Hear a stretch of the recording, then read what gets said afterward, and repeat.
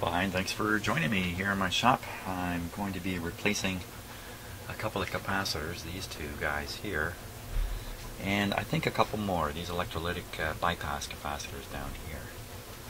That's what's going to happen in this video. At least that's my plan. So, I'll show you on the schematic. Busy schematic.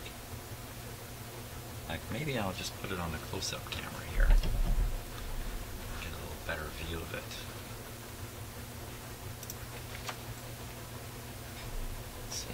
Looks. There we go. So there's the output tube. I'm trying to hold this steady if I can. And you can see the grid.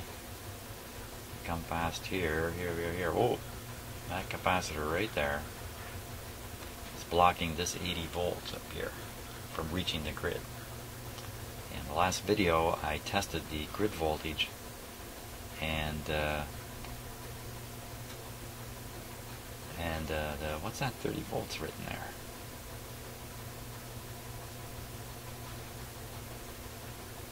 Oh, I've gone silent.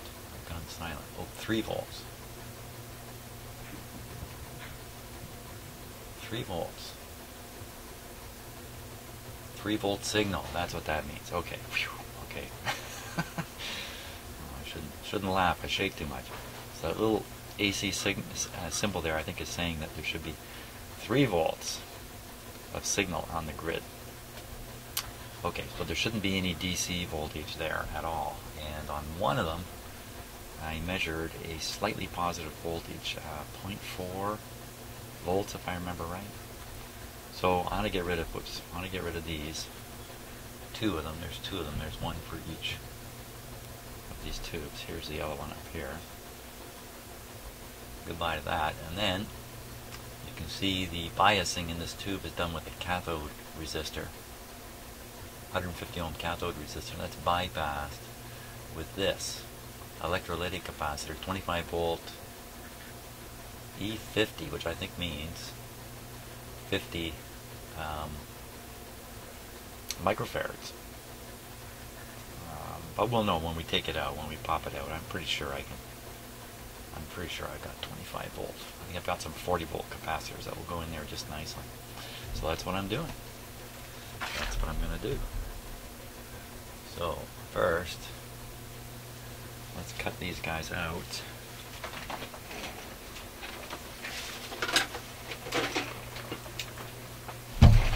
Cut out this one. I'll leave the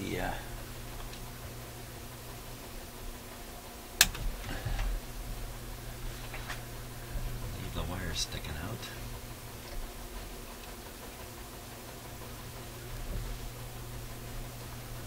Tell you what, I'm going to change my focus here on this. Just hold the fort momentarily while I do that.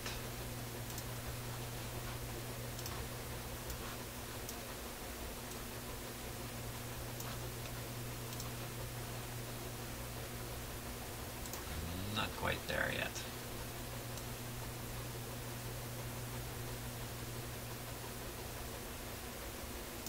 There we go. That looks nice when I have it focused nice and sharp like that. Okay, let's just get this thing so as you're not falling off your chair watching this. Excellent. Okay, now what were those capacitors again? The blocking capacitors are fairly large. 47. 47. Maybe I'm not seeing a decimal. Oh, 0.047. Okay. 0.047. Same thing as 0.05. Grab a couple of 0.05s here.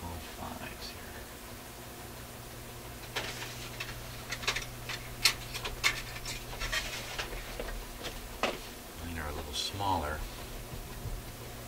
than the original. Now, why would that be so much smaller? 600 volt, 0.05, pretty clear on there.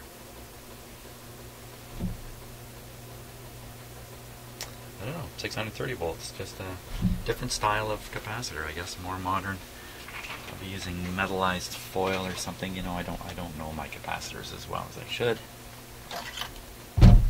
Added to the long list of things I still need to improve my knowledge about.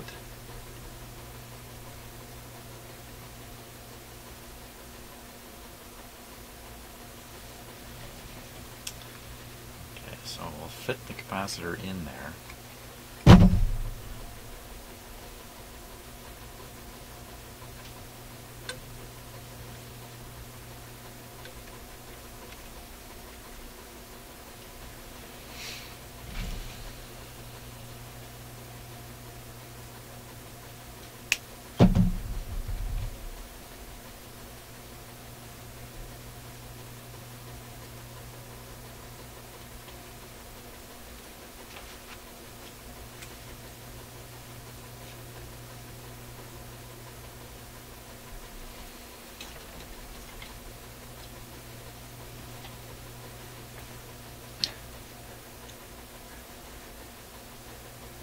Not going to be a shadow from my hand there.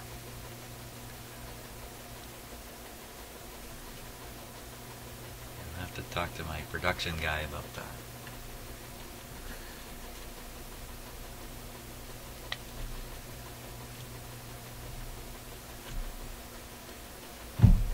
Okay.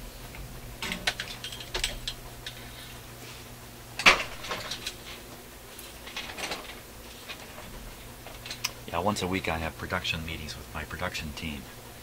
We all sit around in one chair and discuss things. It's funny, but there's never any arguments at these meetings. Okay. Actually, doing large videos on YouTube is quite challenging. A lot of my videos, you know, like I'm going to do now, I'm going to work for maybe half an hour here. That's a gigabyte file. It takes like an hour to upload. And then if I want to assemble a couple of video files together, that's pretty cool. YouTube has a nice, very simple but effective editor in it. But then once that's done, you have to, or YouTube processes the resulting video, and that can take an hour or two to get done. And that's okay, you know, but then things go wrong. Sometimes YouTube kind of burps on your video in various ways, and you're forced to kind of start from scratch again, which can be very, very annoying. Since, you know, I don't sit at my computer all day, I'm at it now and then. It gives me a chance to kind of push the process forward, and I go do other things in my life. And, you know, I sort of assume that things have reached a certain state. I have a plan in mind. I might have 2 or 3 videos I want to post during the day, and the first video gets burped on, and all of a sudden everything gets backed up. So, it's not that I'm complaining. I'm not complaining. Just talking about it. I mean, considering what it's allowed me to do here for free, I really am in no position to complain at all.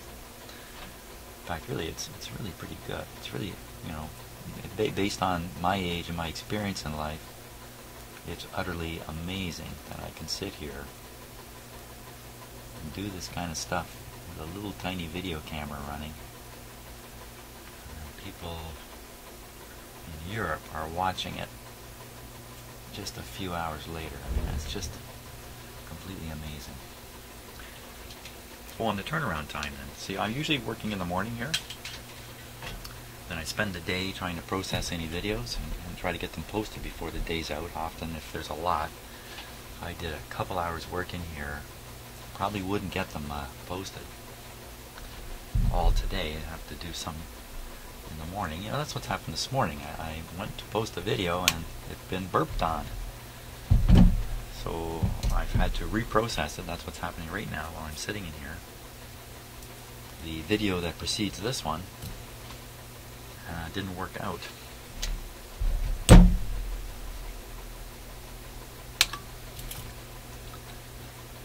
So probably be, and then what'll happen is I've got other things to do in my life. Yes, I can actually do other things. I'm gonna have to run out. So instead of getting it posted first thing this morning as I had planned, probably not going to get posted till closer to dinner time or something like that, assuming it doesn't get burped on again. I'm not being specific about what actually goes wrong with the videos.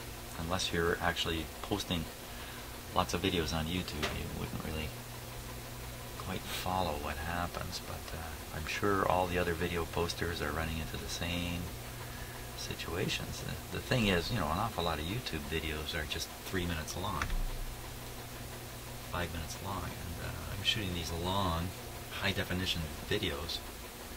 You know, if you're watching this on your computer screen, you can watch these on your big screen TV, and they are as clear as day. Hey, look, just got the aim here.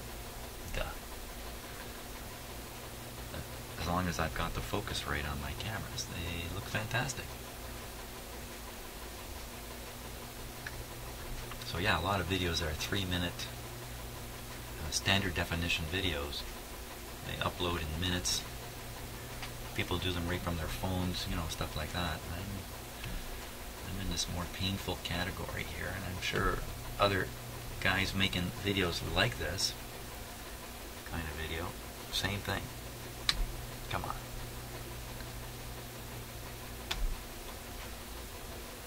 One advantage I have, because I'm doing this with webcams, is the video files go right onto my computer. This is not the happiest. Pair of pliers there. So I don't have to do a step where I've done it with a video camera or a a regular kind of point and shoot kind of digital camera. I don't have to transfer it onto a computer. That's a step I don't have to do. Okay, looks good. Just in case you're wondering all these things about what's involved in doing this, it does get involved. And then in a scary situation is when I have, and this happens, I can have 20 video segments waiting to be edited together into, let's say, 3 videos. I may take 20 segments, try to put them into 3 videos. They're uploaded at slightly different times, and on YouTube their order is not the same in which they were shot. So I have to carefully figure out which is first, which is second. A couple of videos ago I actually got that wrong. I'm amazed I don't get it wrong all the time, frankly. And it can be quite challenging, you know, especially if it gets to be late at night. I'm kind of pooped out, staring at all these dates and time numbers and other numbers to try to sort out which video's first, which one's second. Not complaining, just explaining.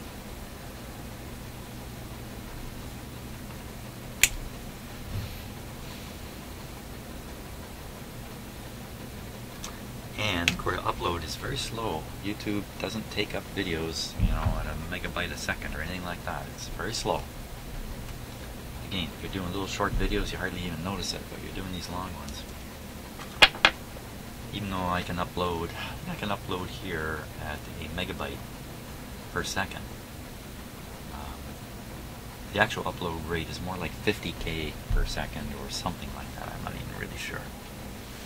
Okay, so there's the 2 blocking capacitors changed. This one up here was leaking before, the one that was here. And, and this is the tube that showed up to be extra weak. So I'll bet you that both of these have been, wait a minute, Wait, hold it back the card up. I see more electrolytic capacitors buried down in there. Look what's happened to the covers on them. That didn't look right. Got this brownish rubber cover appears to have shrunk back. But let's just find those on the schematic here. I might have some more to change. So electrolytic capacitors, somewhere related to that 7025 tube. Can I spot one? Oh.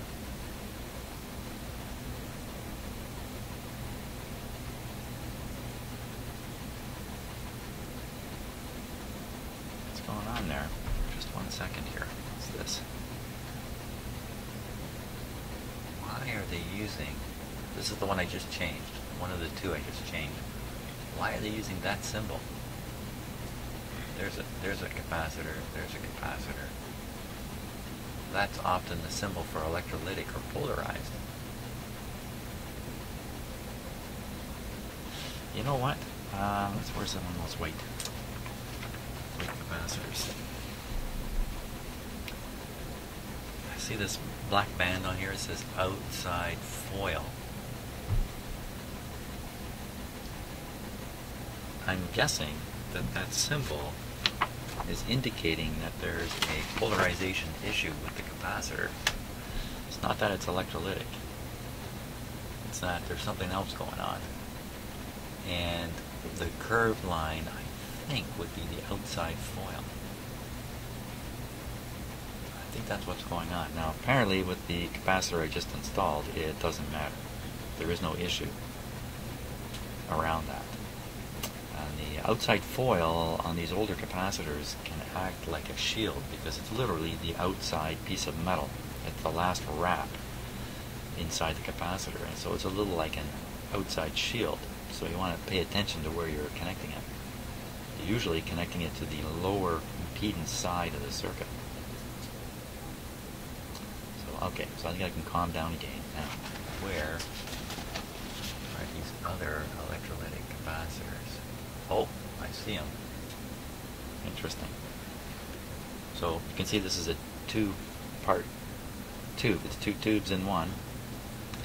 Now this one has a bypass, or has a cathode resistor with a bypass. So that's those other ones that are in there. What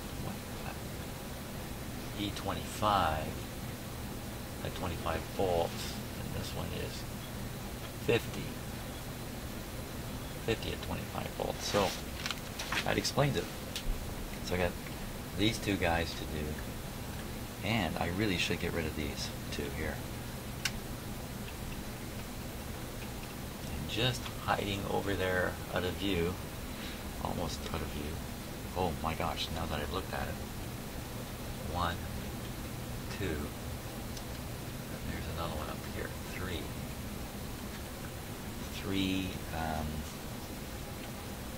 molded capacitors, which are just usually paper or oil capacitors masquerading as something better.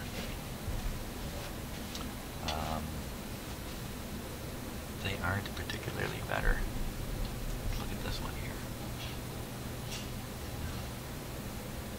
That's just a seam along it there. I think at first I thought, oh my gosh, that thing is split wide open. It's just a molding seam.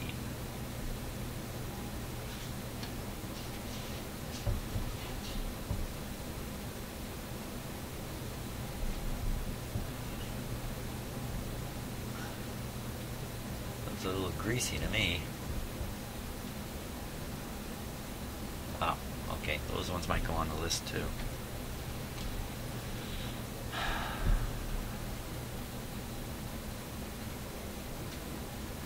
Okay, now these two guys connected to ground here, and you know what I could do? I could leave these in place. I can pull them out if I want, but I could leave them in place for now. Cut free the positive end lead here, and get my replacements. I just lay them across here. you know what, I should really cut them free, pull them out, put the new ones in the right spot. Okay, so I got to fish in my pool of capacitors and get a couple of replacements ready here.